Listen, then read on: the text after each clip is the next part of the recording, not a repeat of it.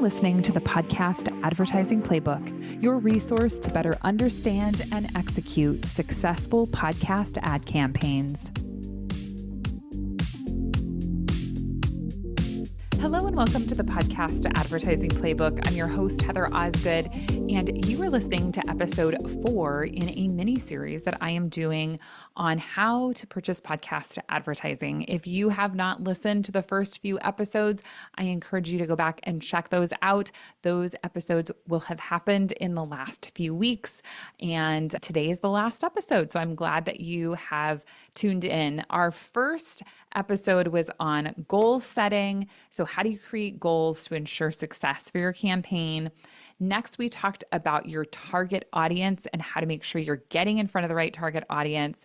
And then on our last episode, I covered essentially that ad creation piece, the talking points, the calls to action, and how to really get a good ad read out there so that you see the conversions. In this episode, I am going to be addressing tracking those results. So you've created this great campaign, you've got these great results. How do you know if it's actually working, right? That's always the big question in advertising, right? Is what is actually working?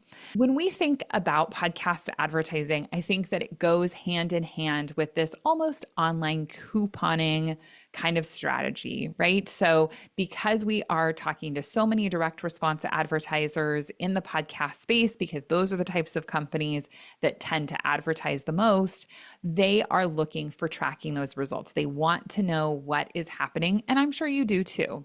So the number one way that we see, as I mentioned, is this online couponing, which is a unique URL or a promo code. So in the ad, most often, and I'm sure as a podcast listener yourself, you have heard it, where people will say, go to this website, use this promo code to get this particular offer. And sometimes people will use specific URLs. So they'll say, hey, go to my website /mom and, get this special deal. Or sometimes they'll say, use the promo code mom at checkout. And sometimes they do both. That's never my favorite when there's like a specific URL and a promo code, because I feel like a lot of times it's causing that consumer to jump through too many hoops. And if they've gone to your unique URL, you know that they've come to you from the podcast anyways. So I think that you have to be really careful about not layering too many specific actions onto someone. But you're going to track it through that. And I think that it makes a lot of sense. One thing I want to address here is whether or not you should have a specific landing page for each podcast that you work with.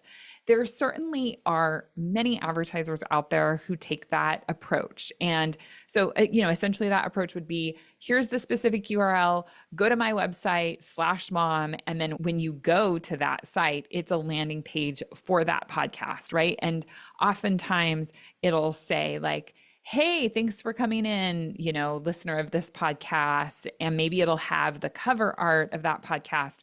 Maybe it'll have a picture of that host, right? So there's ways that you certainly can welcome in that audience member to your company to make them feel special. And that can be a good way of tracking results. And then you can see who's gone to that landing page. My opinion on that is that's a lot of extra work for the brand and the company to do. And I don't know that it necessarily makes that big of a difference in conversion. If you're looking to really scale podcast advertising, and let's say you want to be on 100 different podcasts, or maybe you want to be on 200 or 500, there's only so many landing pages maybe you might want to build, right? And I get that landing pages are relatively easy to build. I think it also depends a ton on your overall goals, like we were talking about before, right? Are you wanting to create more brand affinity? Are you looking for a specific action from this person? And maybe what your price point is as well. Do you have a really a low price point item? Do you have a higher price point item? I think if you have a higher price point item and the buying cycle is going to be much longer, maybe it makes sense to create a landing page for that person, right? If you're trying to get them to take some sort of an action, like maybe collect their email address, maybe on a landing page, that could be an easy way to collect an email address. Perhaps the consumer might be more likely to give you their email address when they're on a landing page for a podcast that they already feel comfortable with that has taken them there, right? So there are definitely different ways of doing it, and creating a landing page is certainly one of them, but I don't necessarily think that it's something that you have to do. The other thing that I wanted to bring up is there certainly are a lot of companies out there that don't give a promo code and they don't give a URL, but at checkout, there's a drop down that says, how did you hear about us? And if you say podcast, then there's a drop down and it lists all the different podcasts that they're advertising on. And you are asking that person to select the podcast name, right? So you could have something at checkout that is asking them to provide you with that information. The one word of caution I would have about something like that is that I think there have been about 1 million research studies out there that do show that when you have a drop-down list about where did you hear from us, people are more likely to click the ones that are at the top. And part of it is, as a consumer, you're making me tell you how I got here. Maybe I don't remember how I got there. Maybe I don't know how I first heard about your company. Who knows what it is, right? But sometimes, people will just click that first one just to be like, get that done and out of the way. Even if they remember that they heard about you on a podcast, maybe they still say that it was Facebook or whatever. But that definitely is a technique that you can use. And I know that there are brands that have had success with that. So there are lots of different ways that you can track results with those types of things, but they all are typically hinged on that call to action, which is what I talked about in my last episode and why that is so important. Next, I wanted to talk about pixel tracking. So pixel tracking has definitely developed in the podcast space, and my recommendation is that you do pixel track. I think that it makes a huge difference.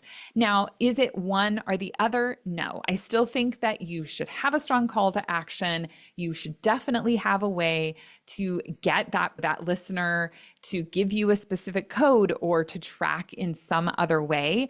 But when you have the pixel, you've got another layer of information that you're looking at. You can see who has listened to the podcast and then who comes and makes a purchasing decision. The other cool thing that I think, you can do with pixels is that you can put lots of different pixels on your site, right? So maybe you want to look at all kinds of different bits of information. The pixel can provide that. They can tell you, where did the person enter? Are they entering on your homepage? Did they go to your newsletter sign up page? Are they on your cart page? Did they make a purchasing decision? How much did they purchase, right? Like there's so much information that can be gained by using a pixel that I think it's very well worth it to do pixel tracking. There are lots of different options for pixel tracking though, and I think that can be a little bit of a barrier. If you've never done any podcast advertising and you want to pixel track, you don't want to pay for it, and you just want kind of a quick piece of data, I would recommend Spotify Ad Analytics. It is a free service that is offered. Doesn't have to be just used on advertisements that you're running through Spotify. You can use it anywhere on podcasting. And the user interface is really quite nice. It was originally Podsights, and Podsights was purchased by Spotify. There's been a lot of talk in the industry about how Spotify is essentially grading their own homework by giving you that information because there are so many listeners that listen through Spotify. So that may be of concern to, some folks out there, and it's all just data, right? And we've seen all kinds, right? It's like some of it, you look at it and you're like, that seems totally inaccurate. And then others, you're like, oh, that's pretty cool. That looks great, right? What I would say, though, is that if you are looking for a good pixel tracking partner, is look for one that has a really nice user interface. One that we've been talking with lately is Veritonic. They have a really nice user interface. They are IAB certified, which I really think is very cool. So there are definitely lots of different options out there for pixel tracking, but I would highly recommend that you do pixel track because it's going to give you the information that you really need to know in terms of conversions. So now you've got the conversion information, like what are you doing with it? So first, what I want you to do is I want you to try to stop thinking about podcasts as being so siloed.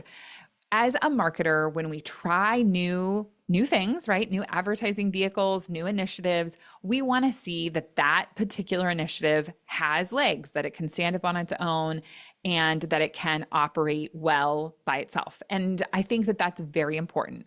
However, we also have to remember that when we're talking about advertising, that your brand doesn't exist in a silo, and neither does podcast advertising, right? People either know or they don't know about your brand. People have either heard it on podcasts or they haven't. People have either seen it on social or they haven't. They've either seen it on TV or billboards or in different ways or they haven't. But all of that as a marketer is going together to create the overall result that you want. And yes, we want podcast advertising to be self-sustaining and to look at it and say, man, I'm so glad I did these podcast ads because I spent X number of dollars. They've brought X number of dollars into the business. That is important. But it's also important to look at how all of your elements are working together. And is it possible that when you run podcast ads, your video performs better? Is it possible when you run podcast ads that your social converts better? I've said it before and I'll say it again. I'm on Instagram other than podcasts. Those are the two places that I'm at, right? Is Instagram and podcasts and some CTV, of course, too. But by and large, that's where I spend most of my time. If I hear an advertiser on a podcast and then I see them when I'm going through Instagram, it's super easy for me to click through and look at their product, right? And maybe I'm going to buy from what I saw on Instagram, but I heard about it first on a podcast, right? And so all of those pieces go together to create results. And I can tell you, if I see a brand on Instagram that I've never heard about, I'm going to be way more suspicious of that company than if I have explored them in other avenues. So you just have to remember that everything is going together. It's working in concert with one another to create the overall advertising and marketing results that you're wanting. And while podcasts are amazing in so many ways, one of the challenges with podcasts is there isn't that instant clickability that you find in other formats, right? When you're on social and I can say shop now or I can click learn more, that's easy, right? The barrier to get to that product is easy. And so from a marketer's perspective, it's easy for us to say, oh, that converted, but we're forgetting about all of that branding and education that happens in all of the other formats that we have. Now, we know that podcast advertising is a strong conversion vehicle. It has helped hundreds, if not thousands, I'm sure it's thousands of businesses to build who they are, right? To build the organizations that they have. We know that direct response in podcast advertising works. So it can be a lower funnel vehicle. It can also be an upper funnel vehicle, right? So it just depends on how you're approaching it. But I encourage you to look at the results of your campaign in concert with all of the other efforts that you're taking, because it is entirely possible that your other platforms will perform better because of what you're doing in podcasting. So make sure that you're considering that. Then next, what you're going to want to do is decide when you are going to extend your campaigns. So as you're thinking about analyzing the results, what should you be looking for? My recommendation is that your first plan should always include a variety of shows. And, I wish retrospectively I would have mentioned that in my goals episode, but you can't just advertise on one podcast and expect to see results. You need to have a certain level of penetration. You certainly need to be out there in enough places on enough different podcasts to see what is working and what is not working. Because I can tell you from experience, sometimes a show will work terrific, but let's say the finance genre, right? Like let's say one podcast in the finance genre works excellent and another one in the finance genre just doesn't work. And it's always hard to tell exactly why something isn't working. Is it that maybe the host didn't really resonate well with the product? Is that they didn't do a good job with their ad read? Is it that maybe their audience has some issues, right? Maybe their audience is too small. Maybe their audience is too big. Maybe we had too many impressions. Maybe we didn't have enough impressions, right? There can be lots of reasons why things work and why they didn't work. And so as you're analyzing the results, those are all important things to look at. But from a low-hanging fruit perspective, if you're advertising on a show and you know that it's working, you would want to extend that, right? Like, you know that that is going to be driving the traffic that you're looking for. And typically, you should be able to create essentially lookalike audiences, right? So I advertised in a variety of genres. I advertised to maybe slightly different targets. This is what worked best. Now I'm going to double down on that, right? So part of it, and this is the journey in advertising and marketing period, is that testing, learning, iteration process, right? So this is how I tested. This is what I learned. This is the next step moving forward. And I wish that I could say, and then it'll all just work like magic, right? But that isn't how it happens. Then you have to just constantly walk through that process, right? It's a constant process of testing, iterating, and extending. And you have to see where you're getting traction. You have to see where you're not getting traction, and you have to pivot appropriately. And that's a process, but that's the game of marketing and advertising. And sometimes a show can work really well. Maybe it'll work really well for a year and then it won't work so much anymore. Well, is it possible that maybe you saturated that market?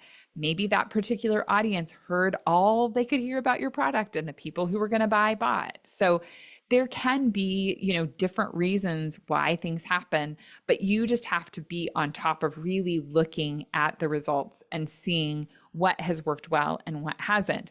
And that's also why I feel like pixel tracking, especially with those companies that have nice user interfaces, is so helpful, because then you as a brand can look in a minute, right? And you can say, oh my gosh, look at this show. My conversion rates are really high. My cost per acquisition is low. You can look at it and you can say, I am finding success here. How do we get more of that success? And it's not having to analyze so many different pieces. Of course, you're going to want to look at what's happened through your company and where those conversions are, what you're seeing.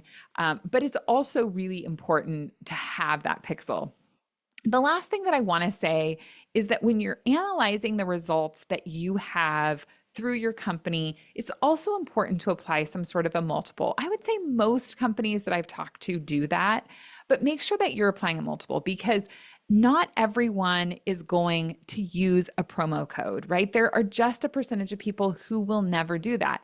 There's also a percentage of people who maybe landed on your site and decided that they like the pop-up offer better, or maybe they got to your site and they were intending to use the promo code and then they got to the end and they forgot. Or, and this happens too. Maybe they wrote it down, and between the time that they heard the code and when they got to your site, the code stopped working, right? And that's another sidebar, is try to keep your promo codes and all of your URLs active for as long as you can. Like, I understand that there's a point at which you're going to need to turn things off, or where maybe things don't work anymore.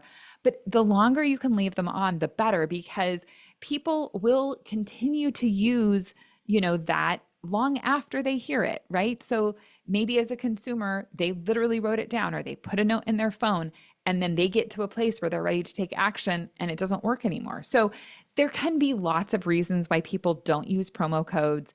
And so you should definitely be applying a multiple. I wish I could tell you the multiple that you should use, but I think it really does depend on your business and the types of conversion rates that you currently have. Every product is so much different, than the other. And so it's not like we can just say there's a standard that just applies to everyone, but making sure that you're looking at the real results. And as a marketer, when you're going and you're presenting this information to your wider company, it's important that you're painting that picture of success, because it is there. And not every person is going to come in essentially with that coupon in hand and say, hey, I want to redeem this. That doesn't mean that they're not making buying decisions. It just means that act got skipped for whatever reason, right? So you definitely need to be tracking the results from your campaign. You need to learn from those, and then you need to iterate again and again. I hope that this has been a helpful series for you. It's always so much fun to talk about it and to think about how to create success. And the fun of marketing and the fun of advertising is that we can use this level of creativity, but we can also be very analytical and bring those two together and see what we can do to create success. Because ultimately, at the end of the day, as a marketer, it's your job to create a campaign that is going to be successful for your company and produce the results and get your product out into as many hands as possible. So our goal in the podcast space is to create that content and to create those audiences that will attract marketers so that we can create success for different companies. So I have enjoyed this. I hope you have as well. Please tune in again in August, where I'm going to have a whole new lineup of guests for you. I'm really excited about some of the people that we're going to be talking to as we head into fall and Q4, which is just around the corner. So have a great rest of your day. If you haven't checked out my YouTube channel, please make sure you head on over there and check that out. And I will catch you again next time. Thank you for listening to the Podcast Advertising Playbook, your source to a better understanding of the podcast advertising industry.